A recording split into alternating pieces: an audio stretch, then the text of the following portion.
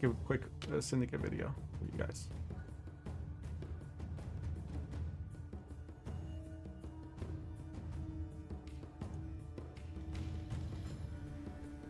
Hello and welcome. We're doing a quick review of the Syndicate cards that were revealed today. This isn't going to be as long as the MO one because these cards are, I feel like, pretty straightforward. So there's two cards. The first card is a location called Novigrad, and the second card is Madame Marquise Serenity, which is a human blind eye. Let's talk about Novigrad first. Novigrad's a location with resilience. City of Novigrad. Profit 3, and then has a passive at the end of your turn, gain 1 coin. So think of it like a tax collector that's actually a location. The turn that you play it, you get 3 coins plus 1 at the end, so it's like 4 or 5 tempo, 6 tempo. You have a spender. And then it has the order to create and play a bronze gang unit. It has resilience, so you can play it in round 2 and then use it in round 3. The fact that it's an order to play a gang unit can have a lot of implications. For example, like if you're playing Pirates Cove and you know, you have this on the board with the order available, let's say you have on the board a unit with 2 tags, right? Like a Mutant Maker or a Bloody Good Friends, right? That gives you 2 tags. Leader gives you another tag, that's 3. This could give you a 4th tag, and then you could pulling the string see something. This can also give you like a card with 2 tags. So you could have just 1 card on the board and seize a 5 the next turn. How likely is that to happen? You know, I don't know. There's like, you know, 5 to 10 bronzes for each gang. Less than 10, but usually at least 5 or 6 per gang.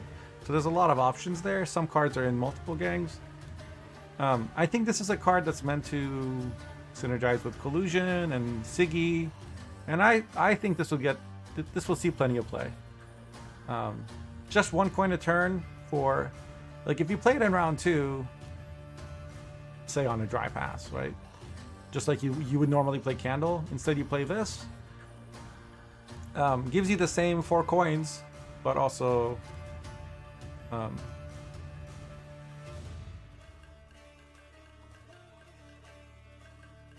next round it keeps doing that. So it's at least like 2 coins of carryover plus 9 in a 10 card round 3, right? So this is a lot better than like Siggy Rubin's Treasure or whatever. So whether this will see play in other decks, I mean, this 10 provisions is expensive, and even in a Collusion deck, like I was looking at what to replace it with, I mean how to fit this in, and it looked hard. I don't think pulling the strings is going to make the cut. It's either that or you have to cut Collusion itself, which is, I don't know. The amount of coins this will give you depends on how many turns are, you know, going to happen after you play this, and it is, you know, 0 tempo if you don't have a spender, so you will need to time it, but that's Syndicate. Okay, in terms of design and interestingness, I mean, did Syndicate really need another one coin a turn location?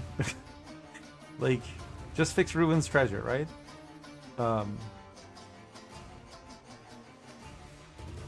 And the gang archetype, like right now everybody's forgotten because Gwent players have literally no memory whatsoever. Goldfish look down on Gwent players when it comes to attention span, but gangs used to be oppressive, like Siggy Collusion, because the way to counter a lot of the payoff of a gang deck is you have to kill shitty bronzes that just happen to have a tag, right? Like a Mutant Maker already gave him the coins. It's just a 4 power brick sitting on the board providing 2 tags. All Your Good Friends is 6 power. Like, are you really going to use your 6 removal or your 4 removal on those? And by the way, locking them doesn't remove their tag. They still have the tag. Just like in Harmony, if you lock a Dryad, it's still a Dryad, right? So whenever something hasn't been played for 3 months, Gwent players just love to ask for buffs and oh, I'm glad soldiers are playable, is what you were saying when they released the like ridiculously busted soldiers. I remember, I was there. Everybody was happy that like Nausicaa's got buffed or whatever at first, and then a month later, everybody was like bitching and crying, and the bitching would continue for another 3 months.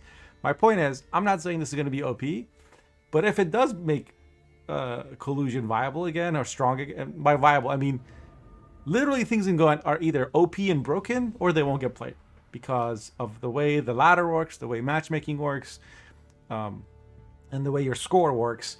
Only your highest score with each faction matters. It doesn't matter how many decks you got to 2600. It only matters what the highest one was for each faction. So if something is 1% better than other stuff, it will get played, and if something is 1% worse, it will see 0 play in pro rank. That's how it works. Okay, that's why there's a meta. So I don't know if this will be like top tier or not, but if, because it's one card and it will depend on the rest of the deck and other changes and how the meta evolves. But if it is, people will be complaining about it, even though it's like, oh, it's a skilled deck. No, pulling the strings, a 5 provision muzzle that you could play it 4 times in a game and also gave you profit 6 was not, you know, that was not a good place for the game to be. As much as some people found that deck fun and miss it, it was ridiculous. It was ridiculously strong. Shady Vendor losing the Blind Eye tag, I think, was a mistake, but yeah, I don't really know where to go with this. Will I play it? Yes, I will definitely try it. I think this will be, you know, could be useful in other decks too. It's just coins, and a Bronze Gang could be anything. Could be a good card. Sometimes you just need units on the board, like for a Scholar or for even like a Hamelfart deck might enjoy having an extra card, but I don't really think so. I think it's mostly going to be Collusion, possibly Line Pockets. I don't see this getting played off the books. You don't have 10 provisions for this, and maybe some like Igor Townsfolk meme decks will play it. But yeah.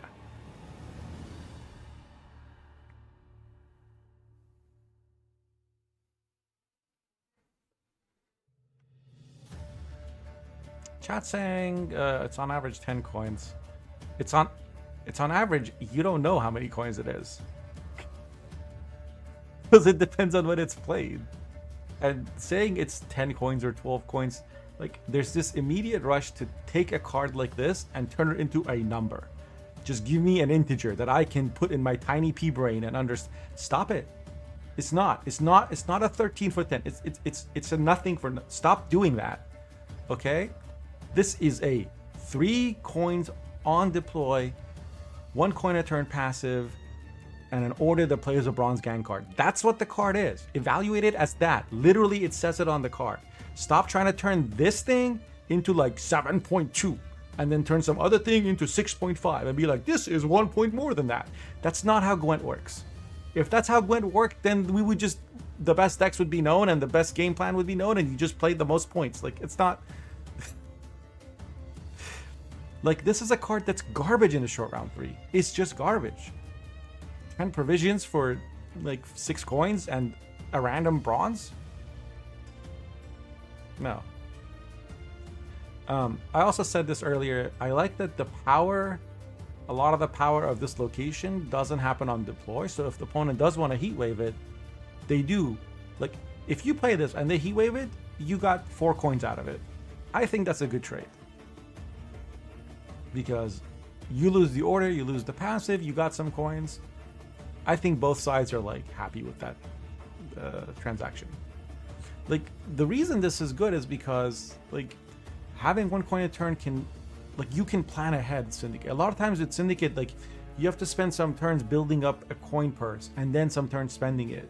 Like, you have to make sure you have X amount of coins before opponent plays XYZ. So like 1 coin a turn extra can sometimes just push you over the edge. 11 for 10 in a short round 3 is trash. Huh? How is this an 11 for 10? It gives you 6 coins and a bronze that you don't know what that bronze is going to be. It gives you 3 choices out of 30.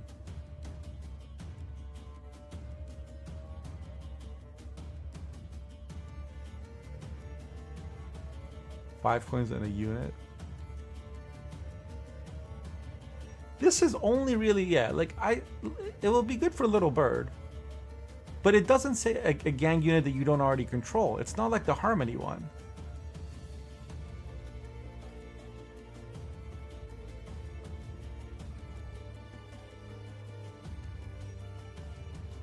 This isn't like Flotsam at all. Flotsam gives you a unit on deploy and then gives you a Viraxis on the order click. Flotsam is disgusting. Like, this is not that. This is not even a Diplo. This is a unit and limited to gang units. This is a Walter Veritas without the body. You guys understand? Can you not read this? Just like read the fucking card, man. Or listen to my explanation. I've explained it 16 times. How are people just like randomly making stuff up?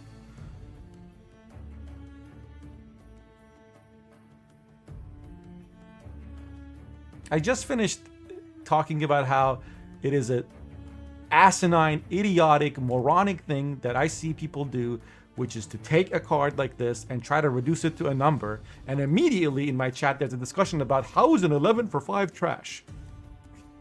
11 for 10. It's like, why do I even bother? Moving on to the next card. Can you draw a picture in paint? There's too many words. I don't understand. True. Perhaps for my tier 3 subs, I'll do an MS Paint show. Still better than the vampire. Yeah, no kidding. Madame Marquis, this is like... So let's talk about what the card does. Profit 4 on deploy. If you deploy it on melee, it will summon a Sly Seductress. If you deploy it on range, it will summon a Passiflora Peaches. But if you tribute 8, it gets you both. You are always going to want to tribute this. I mean, unless you literally can't, cause like you're in the world's worst round 3 card round 3 with like no coins whatsoever because you did something wrong or your opponent tray-herned something. Because paying 4 coins to get a whole other engine on the board is a bargain and a half. This is basically like Siggy, except Siggy you have to pay 9 coins minus 2 per gang. This is a card you can play on turn 1. So turn 1 of round 1, you play this. Like if you have the coin stratagem on blue, you just click the coin stratagem, you play this, and now you have 3 engines. One that will give you that will boost every time the opponent plays a unit. One that will boost when you have coins, which you will because you're going to play this with King of Beggars. And another engine, which is this card itself, which will give you 1 coin a turn. This is like a ridiculously strong card. It is, however, 13 provisions. But think of Bakala. Bakala is played in every Imperial Formation deck and some others, even like some enslaved decks run it. Bakala gives you 2 engines and has an order that does 4 points, right?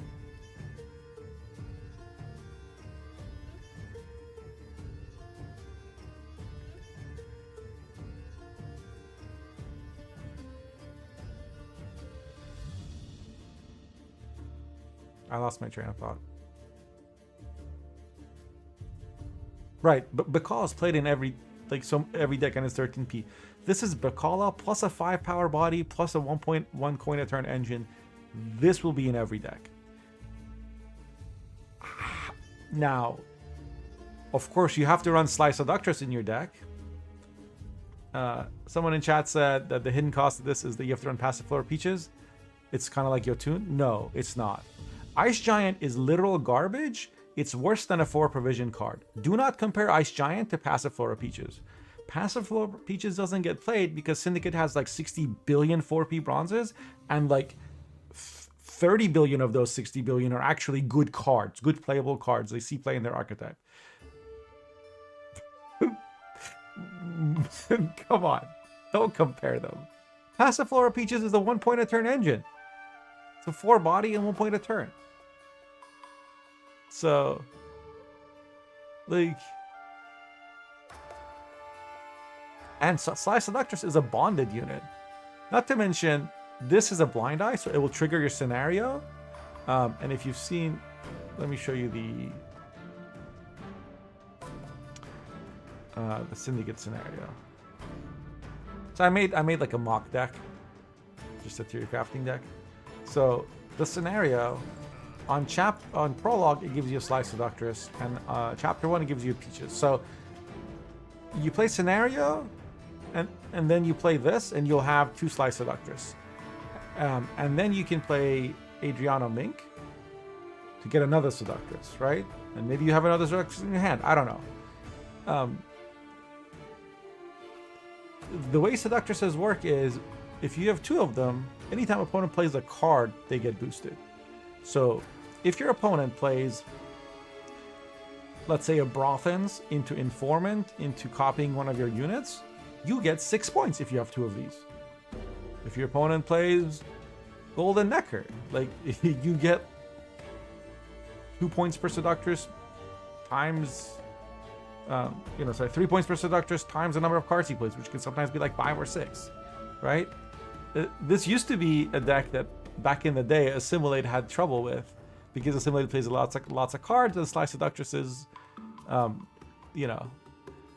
just keep getting points every time your opponent played a card. It kind of countered Assimilate. But that being said, it's been a long time since this has seen any play.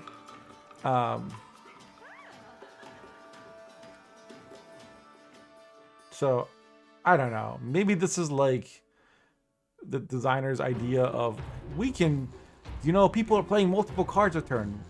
The way to, we can provide counterplay to that by adding, making Sly Seductresses viable. And instead of just like buffing Sly Seductresses, we're going to add an OP card that will make Sly Seductresses get play. Which is what they did with Yotun, right? They made Ice Giants playable again. So this is like the same kind of thing. That being said, no.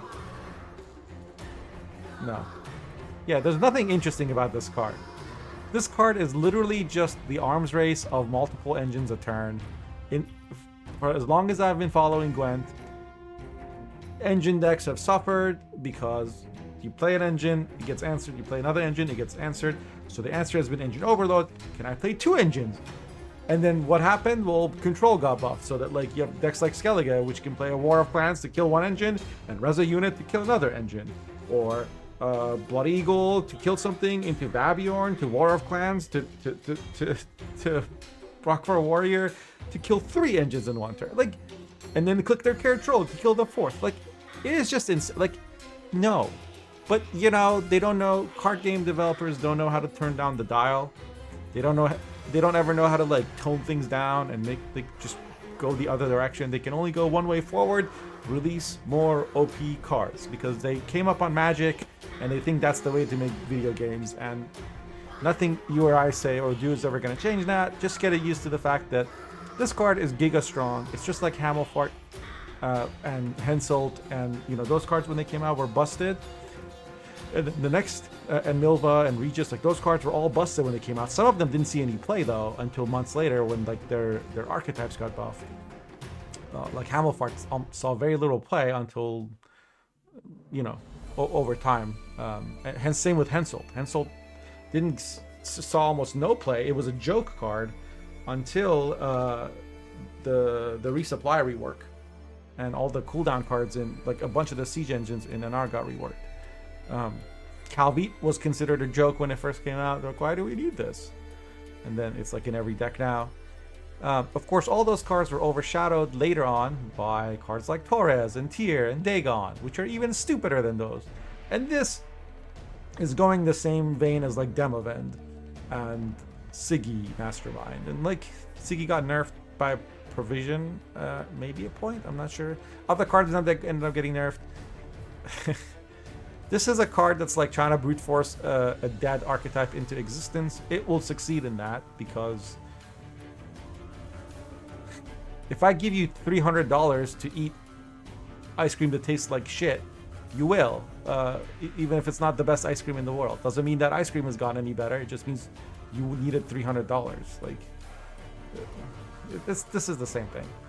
Now, if somebody can find ways to fit this in like a good deck that isn't a passive flora scenario deck, we'll have a problem. I'm hoping it doesn't happen. Probably won't happen. But we also don't know what the other changes are going to be. So to recap, this is a playable card. I give it like a 4 out of 5. This is a very strong card. By itself, it's like 6 out of 5, but the archetype is bad because it usually doesn't have any control, and it's binary. It's another binary scenario deck that, like, if opponent has answers, you lose. If they don't have answers, you win.